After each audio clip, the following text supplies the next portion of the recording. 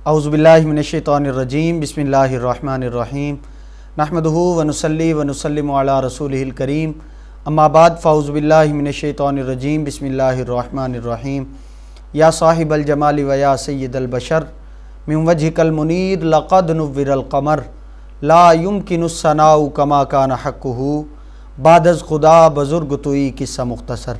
अस्सलातु वस्सलामु अलैका या सय्यिदी या रसूलल्लाह, अस्सलातु वस्सलामु अलैका या सय्यिदी या हबीबल्लाह व अला आलिका व अस्हाबिका या सय्यिदी या ख़ातमन नबिय्यीन।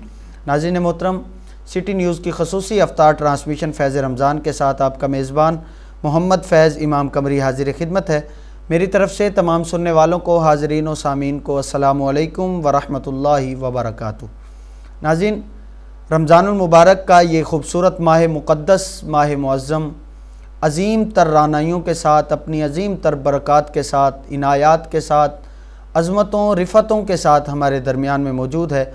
आज रमज़ानुल मुबारक का 5वां यौम है, 5वां रोज़ा है और ये माह मुक़द्दस अपनी अज़मतें रहमतें हम में बिखेर रहा है। जिस तरह कल चौथे रोज़ की ट्रांसमिशन में हमने एक नुक्ता बयान किया था कि ये ऐसा सखी महीना है जो अपनी सखावत लुटाने के लिए हमारे दरमियान में तशरीफ़ लाता है। अल्लाह ताला ने रमज़ानुल मुबारक को ऐसी सखावत अता फ़रमाई कि वो हम में अपनी बरक़ात, इनायात, अज़मतें, रहमतें लुटाने के लिए हमारे दरमियान में ख़ुद चल कर तशरीफ़ लाता है। अल्लाह ताला से दुआ है कि अल्लाह ताला हमें रमज़ानुल मुबारक की ये बाबरकत सातें, इसमें इबादात, रियाज़ात अपने रब को राज़ी करने की तौफ़ीक़ अता फ़रमाए। इसकी बरक़ात, इनायात में ख़ासा हिस्सा हमारे भी शामिल हाल फरमाए।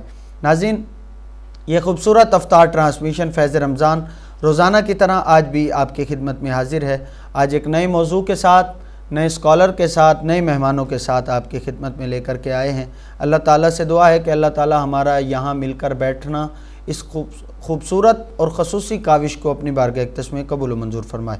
इस खूबसूरत और ख़ुसूसी अफ्तार ट्रांसमिशन फ़ैज़ रमज़ान का आगाज़ तिलावत कलाम पाक से करते हैं।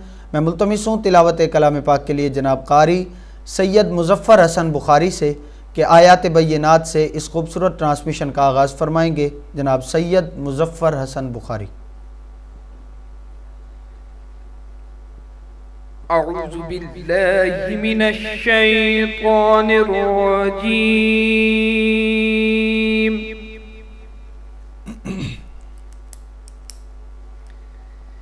बिस्मिल्लाहिर रहमानिर रहीम। वलक़द अंज़लना इलैकुम आयातिम मुबय्यिनात व मसलन मिनल्लज़ीन ख़लऊ मिन क़ब्लिकुम। सुभान अल्लाह, सुभान अल्लाह। ख़लऊ मिन क़ब्लिकुम व मौइज़तल लिलमुत्तक़ीन।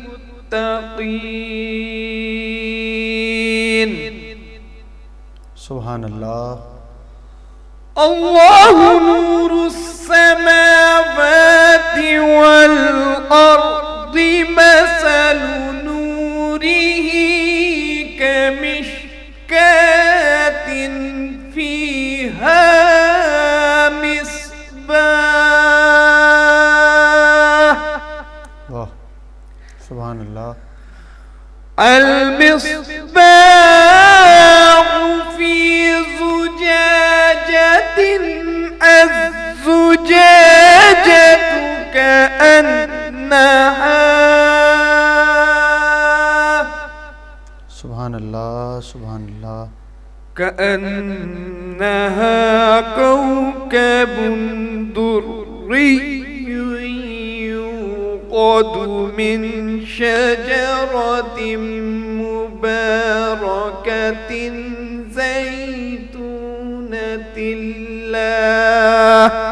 سبحان اللہ. زيتونة لا شرقية ولا غربية سبحان اللہ سبحان اللہ سبحان اللہ. يكاد زيتها يضيء ولو لم تمسسه نار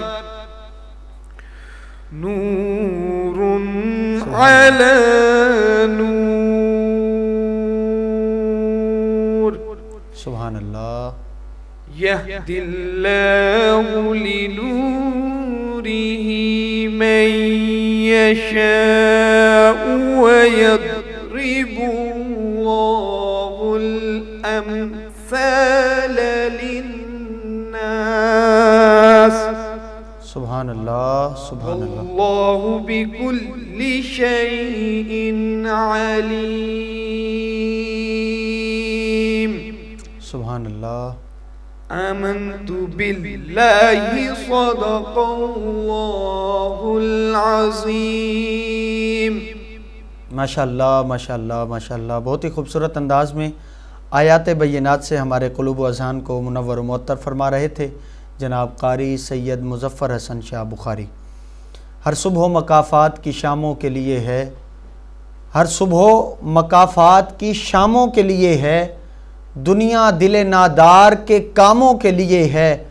ہر صبح مکافات کی شاموں کے لیے ہے، دنیا دل نادار کے کاموں کے لیے ہے.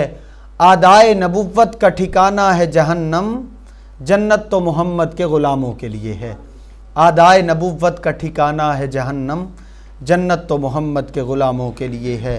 ہر صبح مکافات کی شاموں کے لیے ہے. ناظرین، آج کی یہ خوبصورت افطار ٹرانسمیشن فیض رمضان، اس کا آغاز تلاوت کلام پاک سے ہو چکا. میرے ساتھ آج کے ہمارے مہمان سناخواہ موجود ہیں. جناب خوبصورت پڑھتے ہیں جناب حافظ فہیم خالد صاحب. آپ کا شکریہ حافظ صاحب، آپ تشریف لائے، آپ نے اپنا خصوصی وقت عطا کیا. گلہائے عقیدت بحضور سرور عالم صلی اللہ علیہ وبارک وسلم پیش فرمانے کے لیے میں ملتمس ہوں. جناب حافظ فہیم خالد صاحب اپنی خوبصورت حاضری پیش فرمائیں گے. نبی کا لب پر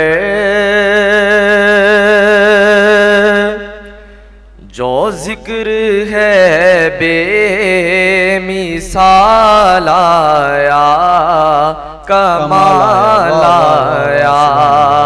نبی کا لب پر جو ذکر ہے بے مثال آیا، کمال آیا. جو ہجر طیبہ میں یاد بن کر، جو ہجر طیبہ میں یاد بن کر خیال آیا، کمال آیا. تیری دعاؤں ہی کی بدولت، تیری دعاؤں ہی کی بدولت عذاب رب سے بچے ہوئے ہیں. آقا تیری دعاؤں ہی کی بدولت عذاب رب سے بچے ہوئے ہیں. جو حق میں امت کا تیرے لب پر، جو حق میں امت کا تیرے لب پر سوال آیا، کمال آیا، کمال آیا. غرور حوروں کا توڑ ڈالا، لگا کے ماتھے پہ تل خدا نے. غرور حوروں کا توڑ ڈالا لگا کے ماتھے پہ تل خدا نے، جو کالے رنگ کا غلام تیرا بلال آیا کمال آیا، جو کالے رنگ کا غلام تیرا بلال آیا کمال آیا۔ سبحان اللہ۔ نبی تو صائم سبھی ہے اعلیٰ، ہے رتبے سب کے بلند و بالا، مگر جو آخر میں آمنہ کا وہ لالا آیا، کیا بات ہے، کمال آیا، مگر جو آخر میں آمنہ کا وہ لالا آیا کمال آیا، نبی کا لب پر جو ذکر ہے بے مثال آیا کمال آیا۔ بہت شکریہ۔ سبحان اللہ، سبحان اللہ، سبحان اللہ۔ بہت ہی خوبصورت انداز میں گلہائے عقیدت بحضور سرور عالم صلی اللہ علیہ وبارک وسلم پیش فرما رہے تھے جناب حافظ فہیم خالد صاحب۔ ان کی نعتوں کا کبھی لب سے حوالہ نہ گیا، ان کی نعتوں کا کبھی لب سے حوالہ نہ گیا، ہو گئی رات مگر اب بھی اجالا نہ گیا، ان کی نعتوں کا کبھی لب سے حوالہ نہ گیا، ہو گئی رات مگر اب بھی اجالا نہ گیا، میں نے ایک بار کہا تھا جھولی میری خالی ہے، میں نے ایک بار کہا تھا جھولی میری خالی ہے، اتنا کچھ مجھ کو دیا مجھ سے سنبھالا نہ گیا، میں نے ایک بار کہا تھا جھولی میری خالی ہے، اتنا کچھ مجھ کو دیا مجھ سے سنبھالا نہ گیا۔ ناظرین، آپ دیکھ رہے ہیں رمضان المبارک کی یہ 5ویں افطار خصوصی ٹرانسمیشن فیض رمضان۔ وقت ہوا چاہتا ہے ایک مختصر سے وقفے کا، ہمارے ساتھ رہیے گا، ملتے ہیں ایک مختصر سے وقفے کے بعد۔ فیض رمضان، فیض رمضان، فیض رمضان، فیض رمضان، فیض رمضان، فیض رمضان، فیض رمضان۔ Welcome to the world of Gold Class. It's here. Master introducing Gold Series. It's here. It's here.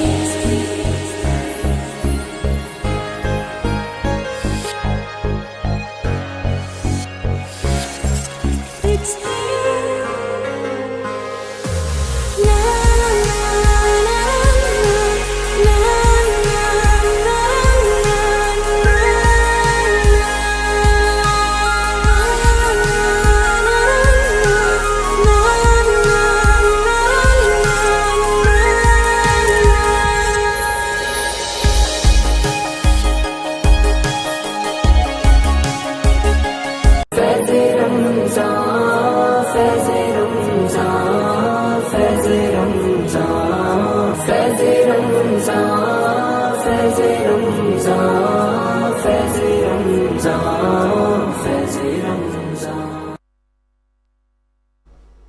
Welcome back ناظرین، آپ دیکھ رہے ہیں رمضان المبارک کی خصوصی افطار ٹرانسمیشن فیض رمضان، اور میں ہوں آپ کا میزبان محمد فیض امام قمری۔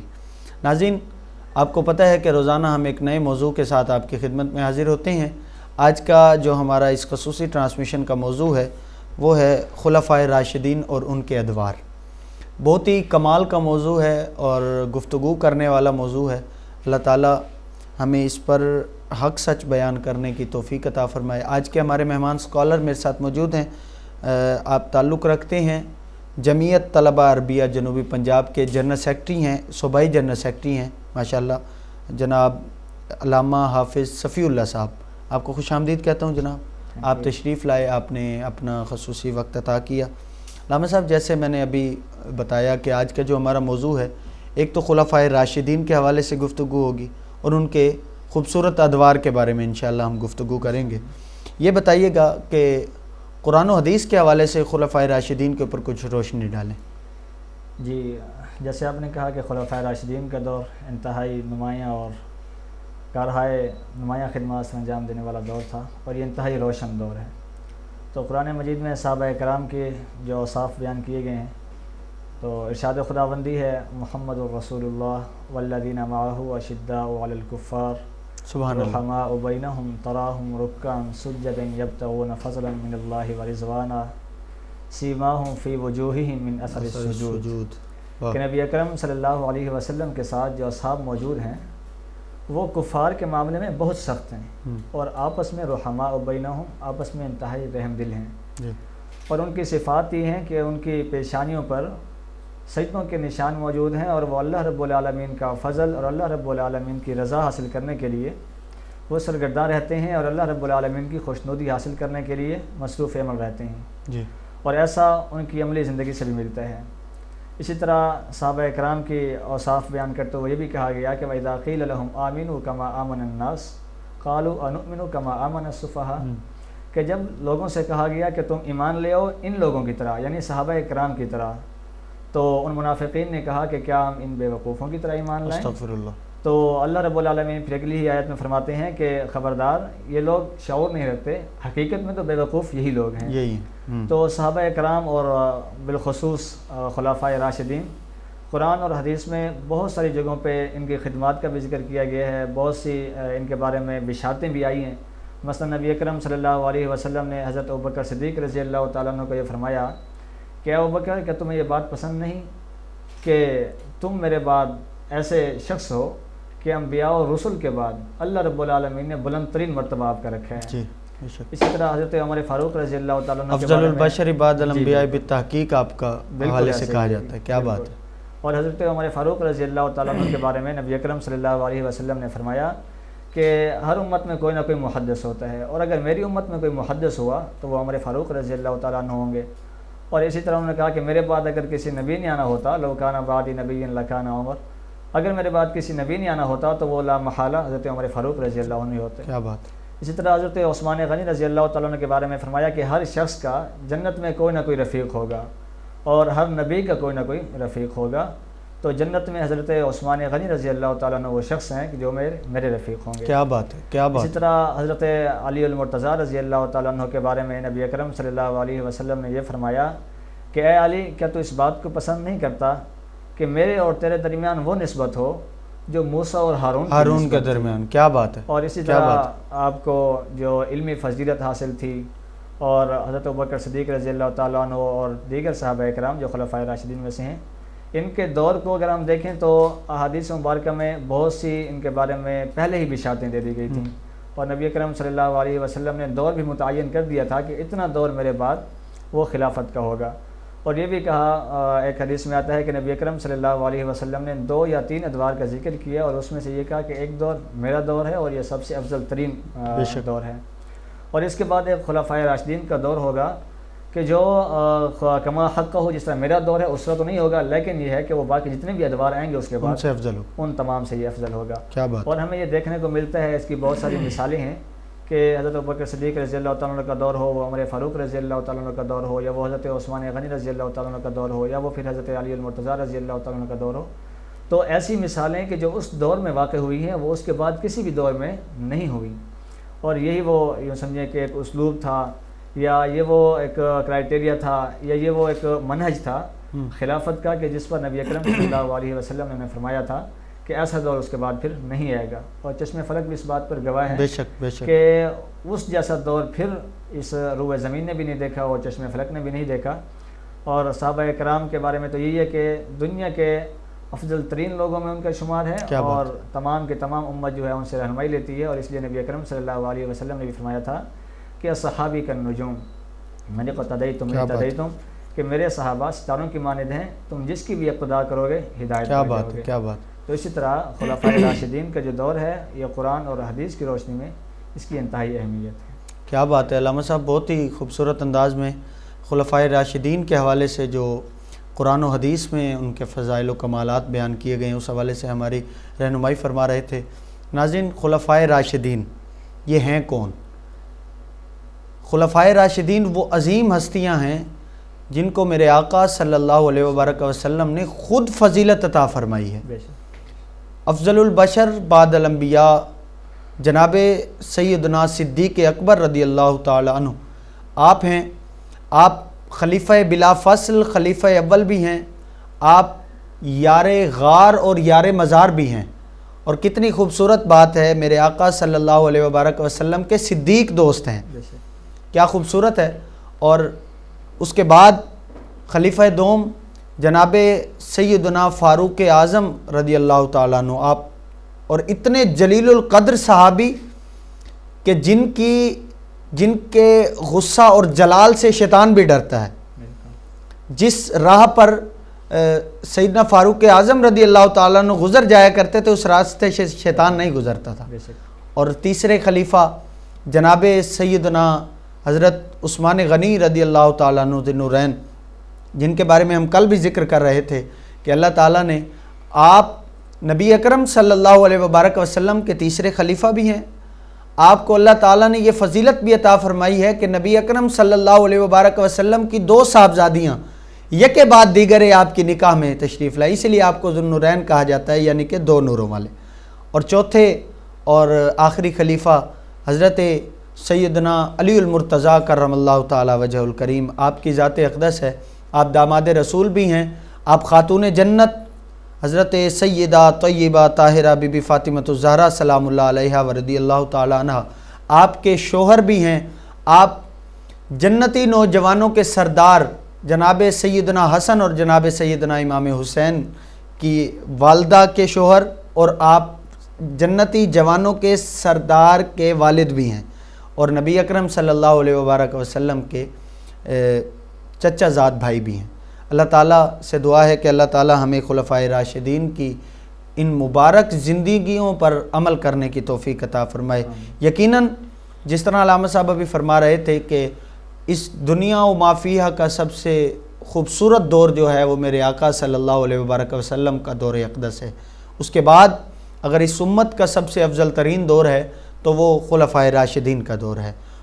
ناظرین، اسی حوالے سے انشاءاللہ ہم علامہ صاحب سے گفتگو کریں گے۔ علامہ صاحب، خلفائے راشدین کے دور کے حوالے سے گفتگو ہو رہی ہے، تو یہ بتائیے گا کہ ان کے جو ادوار گزرے ہیں، جناب سیدنا ابو بکر صدیق رضی اللہ تعالیٰ عنہ، جناب سیدنا فاروق اعظم رضی اللہ تعالیٰ عنہ، جناب سیدنا عثمان غنی رضی اللہ تعالیٰ عنہ، جناب سیدنا علی المرتضیٰ کرم اللہ تعالیٰ وجہ الکریم، آپ کے ادوار کی اہمیت کے حوالے سے کچھ ارشاد فرمائیں۔ جی بالکل، خلفائے راشدین کا جو دور ہے وہ انتہائی اہمیت کا حامل ہے، اس حوالے سے کہ نبی اکرم صلی اللہ علیہ وسلم خود شارع تھے، نبی اکرم صلی اللہ علیہ وسلم پر دین کا اتمام کیا گیا، ارشاد خداوندی ہوا کہ الیوم اکملت لکم دینکم واتممت علیکم نعمتی ورضیت لکم الاسلام دینا، اور یہ بھی ارشاد ہوا کہ من یرید اللہ بہ خیرا یفقہہ فی الدین، اور پھر نبی اکرم صلی اللہ علیہ وسلم کے بارے میں یہ بھی اللہ رب العالمین نے کہا کہ ہم نے آپ کو دین حق دے کر کے بھیجے ہے اور یہی غالب ہو کر کے آئے گا۔ هو الذی ارسل رسولہ بالہدی ودین الحق لیظہرہ علی الدین کلہ ولو کرہ الکافرون ولو کرہ المشرکون، کہ یہ غالب ہو کر ہی رہے گا اگرچہ یہ کافروں اور مشرکوں کو کتنا ہی ناپسند ہو۔ تو اس لیے نبی اکرم صلی اللہ علیہ وسلم کے دور میں یہ اسلام اور ایمان مکمل شان و شوکت کے ساتھ کار فرما تھا، براجمان تھا۔ تو لامحالہ ایک ایسی ہستی کے جانے کے بعد اور ایک ایسے نظام کے جب کہ وہ چل رہا ہو اور اس نظام کے چلانے والے کے چلے جانے کے بعد ایک بہت بڑا فقدان پیدا ہوتا ہے اور ایک بہت بڑا بحران بھی آتا ہے۔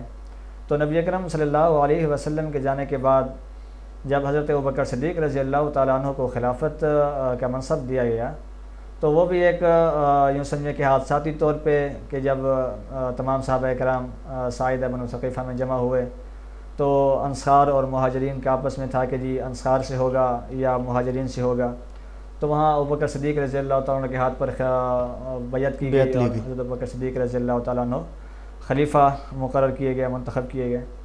تو اس کے بعد ایک بہت بڑا چیلنج یہ تھا کہ نبی اکرم صلی اللہ علیہ وسلم کے دور میں جو لوگ عبادات اور ریاضات اور حاجات و مناجات اور جس اسلام کے ڈگر پر چل رہے تھے ان کو ٹھیک ٹھیک اسی طرح چلانا. دیکھیں تو جو منکرین نبی اکرم صلی اللہ علیہ وبرکہ وسلم کا دور اقدس تھا، صحابہ کو کوئی بھی پریشانی آتی، کوئی بھی مسئلہ درپیش ہوتا تو مسجد نبوی کا رخ کر نبی اکرم صلی اللہ علیہ وسلم کی بارگاہ میں تشریف لے جایا کرتے تھے، حاضری دے کر وہاں سے اپنا مسئلہ حل کروا لیا کرتے تھے. اب بات تھی صحابہ کرام کے اپنے میں سے ایک خلیفہ کو چننے کی، تو جب بیعت لی گئی سیدنا صدیق اکبر کی تو یہ تو مشکل پیش آنی تھی کہ اسی طریقے سے نظام کو صحیح طریقے سے لے کر چلنا، یہ واقعی بہت بڑا چیلنج تھا. جی بالکل. تو دیکھیں اس میں منکرین زکوٰۃ کا ایک بہت بڑا مسئلہ تھا. حضرت ابوبکر صدیق رضی اللہ عنہ کے خلاف جہاد کیا. پھر ایک بہت بڑا مسئلہ جو اس سے بھی زیادہ یوں سمجھے کہ پیچیدہ بھی تھا اور بہت نازک بھی اور یوں سمجھے کہ جان جوکھوں میں ڈالنے والا، وہ جھوٹے مدعیان نبوت کا تھا. کہ اس وقت نبی اکرم صلی اللہ علیہ وسلم کے جانے کے بعد کہیں کوئی کھڑا ہو گیا، کہیں کوئی عورت کھڑی ہو گئی اور کہیں کوئی کہ جی اب میں بھی نبی ہوں، وہ کہتی میں بھی نبی ہوں. تو ایک بہت بڑا کام تھا کہ نبی اکرم صلی اللہ علیہ وسلم کے جانے کے بعد کہ ان تمام کا جو فتنہ تھا اس فتنے کو جڑ سے اکھاڑنا اور ان کو تہ تیغ کرنا اور بالکل یوں سمجھیں کہ ان کو سائڈ لائن کرنا. تو حضرت ابوبکر صدیق رضی اللہ تعالیٰ عنہ نے عزم و استقلال کا مظاہرہ کیا، ہمت و جرأت اور بہادری کا مظاہرہ کیا اور کسی قسم کا کوئی کمپرومائز نہیں کیا.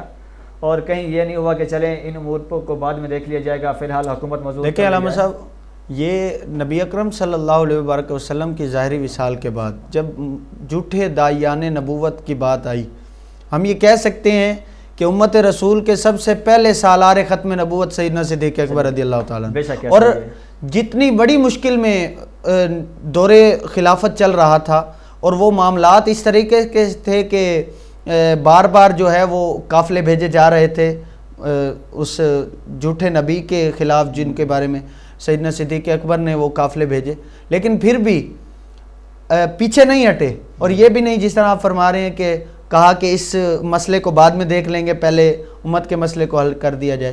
تو سالار ختم نبوت جو پہلے اس امت کے ہیں وہ سیدنا صدیق اکبر رضی اللہ تعالیٰ. بالکل ایسے ہی ہے جی. حضرت ابوبکر صدیق رضی اللہ تعالیٰ کا درجہ اس لیے تمام صحابہ کرام میں افضل و اعلیٰ ہے. بے شک بے شک. اسی طرح اگر ہم حضرت عمر فاروق رضی اللہ تعالیٰ کا دور دیکھیں تو اس میں بہت بڑی سطح پہ فتوحات ہوئی ہیں، بہت بڑے بڑے علاقے فتح ہوئے ہیں.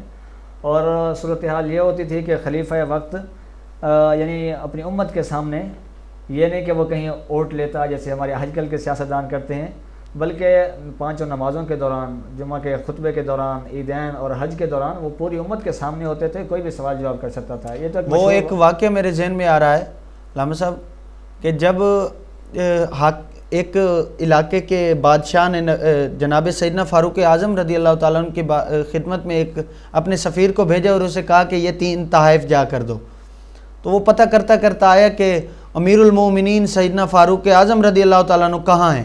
کسی سے پوچھا، انہوں نے کہا وہاں ہوں گے، کسی نے کہا وہاں ہوں گے، آپ آگے چلے جائیں مسجد نبوی میں ملیں گے. مسجد نبوی میں جا کر پوچھا کہ اس مسلمانوں کے خلیفہ دوم جو ہیں وہ امیر المومنین کہاں ہیں. تو وہ کہا وہ جو سامنے گارے کے اندر جو پاؤں سے گارے کو مسل رہا ہے وہ اس امت کا خلیفہ ہے. ان کی سادگی کا عالم یہ تھا. جی بالکل ایسے ہی ہے. اور یہ دیکھیں کہ ایک بہت بڑا نمونہ ہے اور عملی نمونہ ہے، کردار ہے، ایک اخلاق ہے. تو حضرت عمر فاروق رضی اللہ تعالیٰ عنہ نے پھر ایک بہت بڑا کام یہ بھی کیا کہ ان کا دور ایک مثالی دور ہے. انہوں نے پولیس کا محکمہ، فوج کا محکمہ اور اس طرح جتنے بھی ان کے اصلاحات ہیں وہ آج بھی ہمارے ہاں تو نہیں، البتہ بعض دیگر ممالک میں لا آف عمر کے نام سے پڑھائے بھی جاتے ہیں وہاں، اور کئی لوگوں نے اس پر ریسرچ پیپرز بھی شائع کروائے ہیں. تو یہ ہے کہ ہمارے اسلاف ہیں، ہمارے صحابہ کرام ہمارے سر کا تاج ہیں، تو ہمیں ان سے رہنمائی لینی چاہیے. بے شک. اسی طرح اگر ہم حضرت عثمان غنی رضی اللہ عنہ کا دور دیکھیں تو وہ بھی ایک عملی مظہر تھا اس چیز کا کہ جو عمر فاروق رضی اللہ عنہ نے تواتر کے ساتھ فتوحات کی تھی. تو حضرت عثمان غنی رضی اللہ تعالیٰ عنہ نے قرآن کے حوالے سے جو کام کیا، جامع القرآن بھی کہا جاتا ہے، جامع القرآن اس لیے کہا جاتا ہے انہیں. تو بہرحال ان کا آخری دور میں جو اس وقت یوں سمجھے کہ حادثہ رونما ہوا اور لوگوں کی تعداد نے دھاوا بولا اور خلیفہ وقت کو انہوں نے شہید کیا. اس کے بعد حضرت علی کرم اللہ وجہ کا دور، وہ بھی اپنے طور پہ تو بہت نمایاں اور ایک یوں سمجھے کہ شان و شوکت کے ساتھ اور جلوہ گر ہے کہ علم و فضل کے اعتبار سے، اور پھر یوں سمجھیں کہ جتنے بھی، کیونکہ آپ کو باب العلم بھی کہا جاتا ہے، تو علمی حلقہ جات میں اور جتنے بھی جب باب العلم کسی عام ہستی نے نہیں کہا، جی خود علم کے شہر کہہ رہے ہیں کہ یہ باب العلم ہے. کیا بات ہے. نبی اکرم صلی اللہ علیہ وسلم کا یہ فرمان عالی شان ہے. تو اس لیے یہ خلفائے راشدین کا جو دور ہے وہ ہمارے لیے ایک عملی نمونہ بھی ہے، بے شک بے شک رول ماڈل ہے ہمارے لیے، ہمیں وہاں سے رہنمائی بھی لینی چاہیے، ہمیں وہاں سے یوں سمجھے کہ سیرت و کردار بھی ملتا ہے، اخلاق کا ایک اعلیٰ نمونہ بھی ملتا ہے. تو ان کا دور بلا شبہ ایک بہت ہی اعلیٰ ترین دور تھا. بے شک صحیح علامہ صاحب آپ نے بالکل ٹھیک فرمایا کہ جو خلفائے راشدین کا دور اقدس ہے آقا علیہ الصلوۃ والسلام کے مبارک دور کے بعد، وہ ہمارے لیے ایک رول ماڈل کے طور پر ہے کہ ہم نے اپنی زندگیوں کو بنانا ہے تو ان کے سیرت طیبہ پڑھنا شروع کر دیں، ان کے ادوار کو دیکھنا شروع کر دیں، تو انشاءاللہ ہم بھی کامیابیوں کی ان راہوں پر چلیں گے جن کی ہم اپنے سے توقعات رکھتے ہیں. اللہ تعالیٰ ہمیں اپنی زندگیوں میں ان کی سیرت کو اپنانے کی توفیق عطا فرمائے. میرے ساتھ موجود ہیں جناب حافظ فہیم خالد صاحب، ان کی طرف چلتے ہیں. گلہائے عقیدت بحضور سرور عالم صلی اللہ علیہ وبارک وسلم سنتے ہیں جناب حافظ فہیم خالد. دربار رسالت کی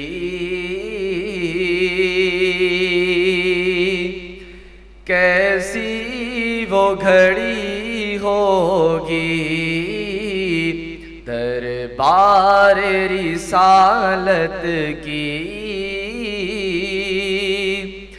کیسی وہ گھڑی ہوگی، حسان کے ہونٹوں پر جب نعت نبی ہوگی، بوبکر و عمر ہوں گے، عثمان و علی ہوں گے، بوبکر و عمر ہوں گے، عثمان و علی ہوں گے، عثمان و علی ہوں گے، حسنین کے نانا کی کیا بزم سجی ہوگی، حسنین کے نانا کی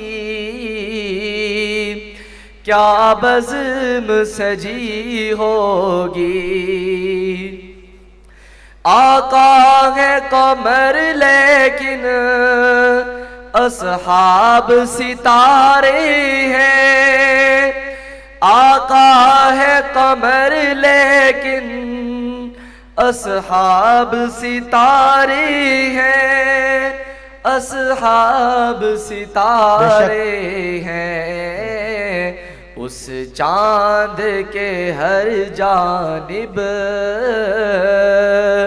تاروں کی لڑی ہوگی، اس چاند کے ہر جانب تاروں کی لڑی ہوگی. جب احد و بدر والے آقا پہ ہوئے قربان، جب احد و بدر والے آقا پہ ہوئے قربان، آقا پہ ہوئے قربان، خوش خبری پھر ان کو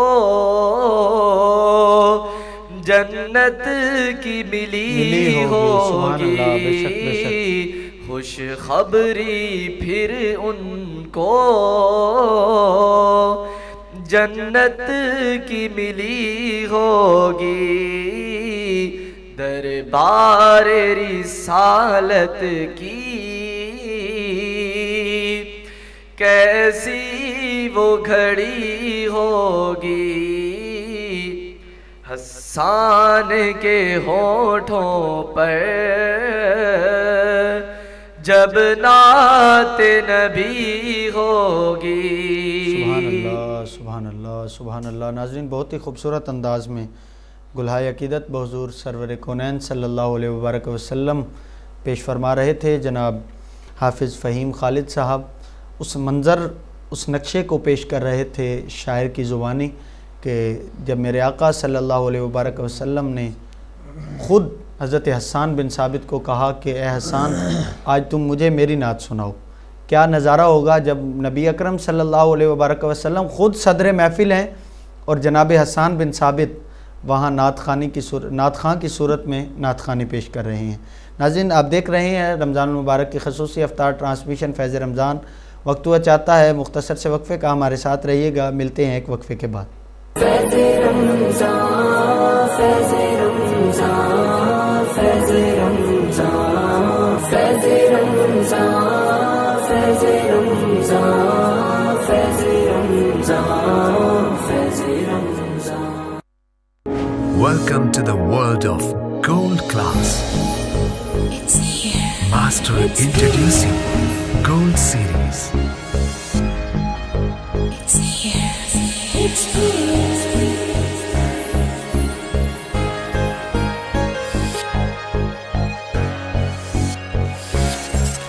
It's here. La la la la la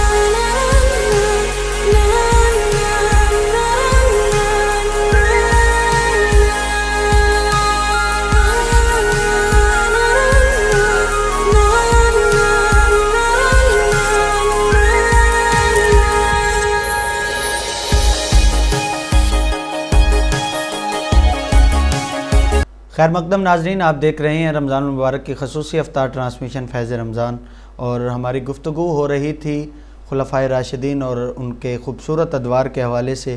ہم نے بریک پر جانے سے پہلے خوبصورت نعت بھی سنی. چلتے ہیں جناب حافظ صفی اللہ صاحب کی طرف.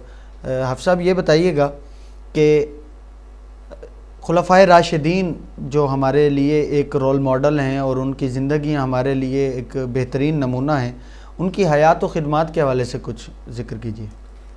ہاں جی، خلفائے راشدین کی حیات و خدمات یوں تو سمجھیں کہ سمٹیں گی نہیں جی، اور ان کے تو اتنے کارہائے نمایاں ہیں کہ ہر خدمت کا یوں سمجھ لگتا ہے کہ اس کو بیان کیا جائے اور اس کو بیان کیا نبی جائے. کریم صلی اللہ علیہ وبرکہ وسلم کی سنت کے بہترین نمونے جو ہیں وہ یقیناً صحابہ کرام ہیں ہمارے لیے. کیا بالکل بات ایسے ہی ہے جی، اور صحابہ کرام کے دور کا ہر واقعہ ہی نرالا ہے اور ہر یوں سمجھیں کہ خوبی ہی سب سے بڑھ کے وہ خوبی لگتی ہے. جی، اب آغاز میں حضرت ابوبکر صدیق رضی اللہ تعالیٰ عنہ کا دور دیکھیں تو حضرت ابوبکر صدیق رضی اللہ تعالیٰ عنہ پہلے وہ شخص ہیں جو نبی اکرم صلی اللہ علیہ وسلم پر ایمان لائے مردوں میں سے.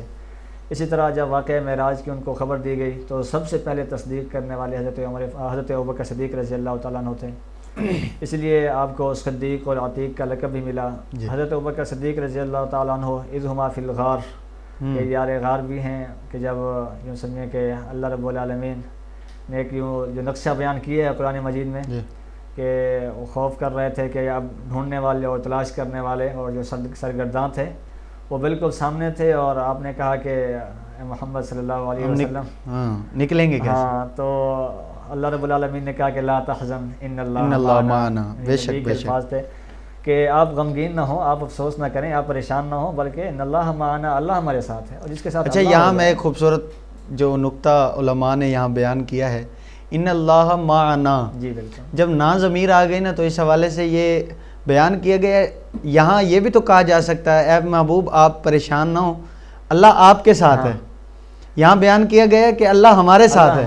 بالکل، یعنی یہاں اس آیت میں مفہوم اور ترجمہ میں یہاں ذکر اللہ تعالیٰ کی طرف سے جو آیت نازل کی گئی ہے اس میں جناب ابوبکر صدیق بھی شامل حال ہیں اس واقعے میں، اور اس میں ان کا بھی ذکر شامل کیا گیا ہے. بالکل، کیا بات ہے. نون کے ساتھ جب آتا ہے تو یہ جمع کی ضمیر ہو جاتی ہے اور اس میں دو یا دو سے زیادہ افراد ہوتے ہیں. تو حضرت ابوبکر صدیق رضی اللہ عنہ بھی اس میں شامل ہیں.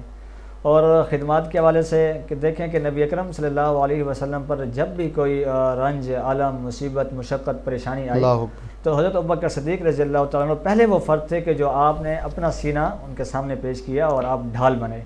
اور نبی اکرم صلی اللہ علیہ وسلم نے اس لیے فرمایا تھا کہ میں نے تمام لوگوں کے احسانات اور تمام لوگوں کے جو واجبات تھے وہ میں نے اتار دیے، واحد حضرت ابوبکر صدیق رضی اللہ تعالیٰ عنہ ایسے ہیں کہ جن کے میں احسانات نہیں اتار سکا. تو آپ رضی اللہ تعالیٰ عنہ کے بارے میں ہے کہ جیسے ہی آپ کو خلیفہ نامزد کیا گیا اور مقرر کیا گیا تو دوسرے دن آپ کپڑے کمر پہ لادے بازار میں گھوم رہے تھے. تو صحابہ کرام نے کہا کہ اب تو آپ خلافت کے کار ہے نمایاں سر انجام دیں، آپ یہ چھوڑ دیں اب تجارت. تو آپ نے کہا کہ جی ظاہری بات ہے میں نے بھی تو گھر بار چلانا ہے. تو پھر جب ان کا وظیفہ مقرر کیا گیا تو آپ نے اتنا وظیفہ مقرر کیا کہ جو ایک مزدور کی دہاڑی تھی, مزدور کا وظیفہ تھا. تو یہ ایک بہت بڑی مثال ہے ان کی حیات کی اور ان کی خدمت کی. یہاں تو ہم دیکھتے ہیں جناب اپنے چاہے پاکستان کی بات کریں اور اس سے باہر کی بات کریں, ہمارے جو لوگ سیاست کا رخ کر لیتے ہیں اور وہ حکومتی کارناموں میں آ جاتے ہیں اور ان کاموں میں جب شریک ہو جاتے ہیں تو انہوں نے اپنے کاروبار ہی چھوڑ دینے ہیں. بالکل کہ اب ہمارا جو ہے نا وہ پوائنٹ آف ویو صرف یہی سیاست ہی ہے, ہم نے اسی کو لے کر چلنا ہے. اور یہاں ہمیں جو صحابہ کرام کی زندگی سے مل رہا ہے وہ یہ مل رہا ہے. دیکھیں سیدنا فاروق اعظم کا دور مبارک میں بھی ایسا ہوا نا کہ ایک بندے نے کھڑے ہو کر آپ نے پوچھا, اس صحابی نے پوچھا کہ یہ آپ نے جو کرتا پہنا ہوا یہ کہاں سے آیا, اتنا قیمتی کرتا. یعنی کہ یہ ان کو سبق دیا گیا تھا کہ تم خلیفہ وقت سے بھی پوچھ سکتے ہو اگر تمہیں ان کے اوپر کوئی بات ذہن میں آ رہی ہے. یہاں پتہ نہیں کیا کچھ ہڑپ ہو جاتا ہے اور کوئی پوچھنے والا نہیں ہے. بلکہ جیسے میں عرض کر رہا ہوں کہ ایک تو وظیفہ مقرر کرنا کہ سیدنا صدیق اکبر وظیفہ مزدور جتنا اپنے لیے مقرر کر رہے ہیں حاکم وقت ہوتے ہوئے, اور یہاں اپنے کاروبار چھوڑ دیے جاتے ہیں کہ ہم نے سیاست کا رخ کر لیا. بالکل ایسی ہے. اس لیے پھر دیکھیں کرپشن کی بہت بڑی بڑی داستانیں ہیں اور عوام کا خون چوسا جا رہا ہے. تو حضرت عمر فاروق رضی اللہ تعالیٰ عنہ کے دور میں اگر ہم دیکھیں تو خلیفہ وقت کی یہ حالت ہے, اور سادگی یہ ہے کہ آپ اینٹ پر سر رکھ کے سو رہے ہیں, کبھی مسجد میں آرام فرمائے ہیں. اور ایسا ہوا کہ رات کو گشت پہ ہیں تو معلوم ہوا کہ کسی گھر سے چیخنے کی اور رونے کی آواز آئی. تو معلوم ہونے پر پتہ چلا کہ گھر میں راشن نہیں ہے اور کھانے پینے کا کوئی سامان نہیں ہے. تو اسی وقت آئے گھر اور گھر سے سامان اٹھایا. تو آپ کے جو خدام تھے ان میں سے کسی نے کہا کہ صاحب آپ مجھے دے دیں میں اٹھا لیتا ہوں, میں اٹھا کے چھوڑاتا ہوں. اللہ نے کہا کہ کیا گناہوں کا بوجھ اٹھا لیں گے. تو یہ ایک بہت بڑی مثال ہے حضرت عمر فاروق رضی اللہ تعالیٰ عنہ کہ جن سے پورا یوں سمجھے کہ کفر اور باطل لرزہ بر اندام تھا, اور ایک یوں سمجھے کہ شکست خوردہ نظام تھا اس وقت یہ باطل کا, اور ان کے دلوں میں خوف بیٹھا ہوا تھا کہ حضرت عمر فاروق نہ جانے کون سی ایسی قوت ہیں کہ جن کا نام سنتے ہی کفر پر لرزہ بر اندام ہو جاتا ہے, اور فتوحات پہ فتوحات ہوتی جا رہی ہیں, اور ان کے لشکر آتے ہیں اور فتوحات پہ یعنی سمجھیں کہ اکتفا کر رہے ہیں. تو ایسے دور میں بھی حضرت عمر فاروق رضی اللہ تعالیٰ عنہ جب ممبر پر کھڑے ہوتے ہیں اور کہتے ہیں کہ یہ عورتوں کو کیا ہو گیا ہے کہ یہ بہت زیادہ کیا کہتے ہیں اس کو پیسوں کی عوض یا بہت زیادہ میراث کی عوض وہ نکاح کر رہی ہیں, تو ان کو اتنا زیادہ تم نہ دو. تو اسی وقت عورت کھڑی ہوئی اور اس نے کہا من ان تأمنہ بقنطار یؤدیہ الیک ومن ان تأمنہ بدینار اللہ یؤدیہ الیک, کہ اللہ تو عورتوں کو دینے کا کہتا ہے اور تو عمر کون ہوتا ہے کہ عورتوں کو دینے سے روک رہے ہیں. تو عمر فاروق رضی اللہ تعالیٰ نے جب قرآن کی سنی تو اسی وقت کہا کہ عمر ٹھیک نہیں کہہ رہا, یہ عورت ٹھیک کہہ رہی ہے. اور اسی طرح جیسے آپ نے کہا کہ وہ بھی واقعہ ہے کہ آپ نے جب وہ کرتا زیب تن کیا تو ایک صاحب کھڑے ہوئے اور انہوں نے کہا کہ ہم خطبہ نہیں سنیں گے آپ کا جب تک آپ اس بات کا جواب نہ دیں کہ یہ اتنا قیمتی کرتا آیا کہاں سے آپ کے پاس کیسے, یعنی پورا آپ نے ہو کر لیا. تو آپ نے خود جواب نہیں دیا, کوئی پولیس یا کوئی فورس نہیں بلائی کہ اس بندے کو گرفتار کرو, یہ میرے خلاف کھڑا ہو گیا, میرے مد مقابل آ رہا ہے, بلکہ آپ نے اس وقت بیٹھے ہوئے اپنے بیٹے کو اشارہ کیا کہ جی آپ جواب دیں. تو اس بیٹے نے کہا کہ ایک چادر مجھے ملی تھی, ایک ابا کو ملی تھی, تو میں نے اپنے والی چادر اپنے والے صاحب کو دے دی, تو دونوں چادروں کو ملا کے کرتا بنا لیا گیا ہے. اور حضرت عثمان غنی رضی اللہ تعالیٰ عنہ تو انتہائی نفیس منکسر المزاج شخصیت تھے, اور ان کے بارے میں تو یہ ہے کہ جب بھی کوئی ان کے پاس اپنی کوئی حاجت لے کے آیا ہے تو انہوں نے کبھی کسی کو خالی ہاتھ نہیں لوٹایا. دیکھیں ان کا نام ہی عثمان غنی ہے. اسلام کو جب بھی ضرورت پڑی ہے تب سب سے پہلا ہاتھ جناب عثمان غنی رضی اللہ تعالیٰ عنہ کا اٹھا. اس لیے تو نبی اکرم صلی اللہ علیہ وسلم ایک بار مجلس میں بیٹھے تھے اور صحابہ کرام میں گفت و شنید ہو رہی تھی, تو نبی اکرم صلی اللہ علیہ وسلم نے فرمایا کہ جو شخص بھی آئے گا تو یہ جنتی ہوگا. واہ واہ واہ. تو لوگ انتظار میں تھے اور اشتیاق بھی تھا کہ نہ جانے ایسا کون سا جس کو جنت کی بشارت مل رہی ہے. اللہ اکبر. غائبانہ اب صحابہ کرام کو تو نہیں معلوم تھا کہ کون آ رہا ہے. تو کچھ دیر بعد دور سے صاحب چلتے ہوئے آئے تو صحابہ کرام بڑے یوں سمجھے کہ وجدان میں اور شوق اور اشتیاق میں دیکھنے کے لیے لپٹے, تو دیکھا کہ حضرت عثمان غنی رضی اللہ تعالیٰ عنہ. تو یہ ایک سمجھے کہ ان کا مقام و مرتبہ تھا, اور ان کی حیات و خدمات بھی تھیں کہ جب بھی مسلمانوں کو پانی کا مسئلہ ہوا تو کنواں آپ نے کر کے دیا, جب قبرستان کے حوالے سے جگہ کا مسئلہ انہوں نے انتظام کیا, قید سالی ہوئی تو آپ نے اونٹوں پر اپنا سامان اور گھوڑوں پر سامان لاد کے بھیج دیا. تو اسلام کے لیے اور ایمان کے لیے اور نبی اکرم صلی اللہ علیہ وسلم اور شریعت مطہرہ کے لیے ان کی بہت قربانیاں تھیں. حضرت علی المرتضیٰ رضی اللہ تعالیٰ عنہ کا کہ دیکھیں حکومت اور خلافت اور یہ جو اختیارات کا ملنا ہے یہ بہت بڑی چیز ہوتے ہیں جی. اور اگر کوئی اس کو ذمہ داری سمجھے تو وہ خوف خدا بھی ہوتا ہے ان کے اندر، وہ تقویٰ اور الہیت اور خلوص کے ان صلاتی و نسکی و محیای و مماتی للہ رب العالمین، کہ انہوں نے اپنا جینا مرنا اور تمام مناسک عبودیت سارا کچھ اللہ رب العالمین کے لیے کر رکھا تھا. تو ان کو کسی نے کہا کہ آپ ابھی حیات ہیں اور ہم اگر چاہیں تو آپ کے بیٹے کے ہاتھ پہ بیعت کر لیں. تو آپ رضی اللہ تعالیٰ نے کہا کہ میں نہ تو آپ کو اس سے منع کروں گا اور نہ ہی میں آپ کو اس کا حکم دوں گا، آپ خود اس بات کو بہتر سمجھتے ہیں. اور جب آپ کے بعد لوگوں نے کہا کہ اپنے جاتے ہوئے کسی کو خلیفہ مقرر کرتے جائیں، تو آپ رضی اللہ نے بہت عمدہ اور بہت ہی یوں سمجھے کہ سنہری بات کی کہ جس کو سونے کے پانی سے لکھا جائے. آپ نے کہا کہ میں امت کو اس حال میں چھوڑ کے جانا چاہتا ہوں جس حال میں نبی اکرم صلی اللہ علیہ وسلم چھوڑ کے خود اجتہاد کریں اور اپنا خلیفہ خود چنیں. تو یہ ان کے حیات اور یہ ان کا دور تھا، یہ ان کی خدمات تھیں کہ ہم بھی اللہ رب العالمین سے دعا کریں کہ ہمیں اللہ رب العالمین ان سے یہ سیکھنے کی توفیق عطا فرمائے اور وہ جو درخشاں مثالیں ہیں ہمیں اپنانے کی توفیق عطا فرمائے. علامہ صاحب، آپ نے خلفائے راشدین کے مقدس دوروں کی باتیں کی اور جناب خلیفہ اول، خلیفہ دوم، خلیفہ سوم، خلیفہ چہارم، ان کے مقدس دوروں کی باتیں کی. ان کے دور اور دیگر دوروں میں جو فرق ہے اس حوالے سے کچھ فرمائیے. ہاں بالکل، یہ دیکھیں کہ ہم نے آغاز میں بھی ذکر کیا کہ وہ جو دور تھا وہ افضل ترین دور تھا. بے شک. اور اس کے بعد کا کوئی بھی دور صحابہ کرام کے دور تک تو نہیں پہنچ سکتا. اور وہ جو خلفائے راشدین کا پاکیزہ اور منور اور معطر دور تھا اس کا تو عشر رشید بھی نہیں ہو سکتا. البتہ اپنے طور پہ اسلامی ریاستیں بھی قائم ہوئیں، اس کے بعد اسلامی انقلاب بھی آئے اور اسلامی ادوار بھی گزرے، لیکن جس طرح اسلام اس وقت براجمان تھا اور متمکن تھا اپنے ٹھیک ٹھیک اسلوب اور ٹھیک ٹھیک جزیات کے ساتھ، اس طرح اس کے بعد نہیں ہو سکا. اور خلافت کے بعد پھر جب ملوکیت کا دور آیا تو یہ ایک یوں سمجھے کہ سیاح دور بھی تھا. پھر آپ کو اس میں لڑائی جھگڑے بھی ملتے ہیں، اس میں پھر فسادات بھی آپ کو ملتے ہیں. تو خلافت میں آپ دیکھیں کہ ٹھیک ٹھیک شورائی نظام بھی تھا، عدل و انصاف بھی تھا، وہاں قانون کی حکمرانی بھی تھی، وہاں قانون کی بالادستی بھی تھی، وہاں خلیفہ وقت عوام الناس کو جواب دہ بھی تھا، وہاں بیت المال کا ٹھیک ٹھیک استعمال بھی تھا، وہاں پر غرباء اور مساکین کے لیے وظائف کا بھی دیکھیں یہ سب کچھ علامہ صاحب تب ممکن تھا نا جب ان کی ڈائریکٹ تربیت ہی بارگاہ مصطفیٰ صلی اللہ علیہ وبرکہ وسلم سے ہو رہی ہے. بالکل بالکل، اصل بات ہی وہ تو ڈائریکٹ حضور کی بیٹھک میں بیٹھنے میں. ابھی حافظ فہیم صاحب نے ایک شعر پڑھا تھا کہ وہ نبی اکرم صلی اللہ علیہ وبرکہ وسلم خود تشریف فرمائے اور ان کے گرد ستارے موجود ہیں، چاند کے گرد حالہ ہوتا ہے اس طریقے سے. اور یہ تو یعنی کہ ہدایت کے ستارے ہیں نا. بالکل ایسے. اور خود نبی اکرم صلی اللہ علیہ وبرکہ وسلم جن کی تربیت فرما رہے ہیں، ہمارے لیے تو وہ ان کی زندگی جو ہے وہ مشعل راہ ہے اور رول ماڈل ہیں کہ ہم ان کی زندگیوں کو کیسے اپنی زندگی میں اپنا کر سیدھی راہ پر چل سکتے ہیں. بالکل ایسے ہی. تو خلافت میں یہی تھا کہ بیت المال کا ٹھیک ٹھیک مصرف تھا، بیت المال پر عوام الناس کا حق تھا. لیکن اس کے بعد جیسے ملوکیت کا دور آیا تو پھر وہ لوگوں نے اس کو خلافت نہ سمجھا بلکہ بادشاہت سمجھا، اور پھر انعام والملوک کا بھی نعرہ لگا. تو جب بیت المال کو اپنے مصرف میں لایا گیا اور حکومتی زمینوں کو اور حکومتی جائیداد کو بادشاہ وقت نے اپنی زمین اور اپنی جائیداد سمجھا، تو پھر وہاں سے عوام الناس بھی متنفر ہوئی، اور پھر لوگوں کے درمیان اور بادشاہ وقت کے درمیان پھر وہ رکاوٹیں بھی کھڑی ہوئیں. پھر درمیان میں وزراء اور مشیران بھی آئے اور درمیان میں یہ تمام تر یوں سمجھیں کہ رکاوٹیں بندی چلی گئیں. تو صحابہ کرام کا جو دور تھا اس میں تو ڈائریکٹ خلیفہ وقت سے کوئی بھی سوال کرنا چاہے تو کر سکتا، رسائی ہے نا جی، رسائی حاصل تھی. تو اس کے بعد یہ ہوا کہ عام لوگوں کی رسائی ممکن نہیں تھی، تو ظاہری بات ہے پھر یہ دیواریں بھی کھڑی ہوتی گئیں اور بادشاہ خود کو عوام الناس سے الگ تھلگ سمجھنے لگے، اور پھر محلات بھی بنے اور یوں سمجھیں کہ عیش و عشرت میں بھی اضافہ ہوا. اور کئی یوں سمجھیں کہ مواقع پر تو یہ بھی ہوا کہ عوام الناس بھوکی مر رہی تھی لیکن بادشاہ وقت کو اس سے کوئی غرض و غایت نہیں تھی.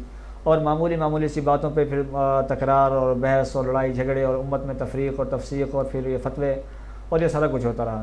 دیکھیں آج کا جو ہمارے سامنے دور ہے، ہم کہیں دور نہیں جاتے، اپنی بات کرتے ہیں. ہمارے وزیر و وزراء، مشیر اور ان کے حوالے سے حکومتی عہدیدارانوں کے پروٹوکول ختم نہیں ہوتے.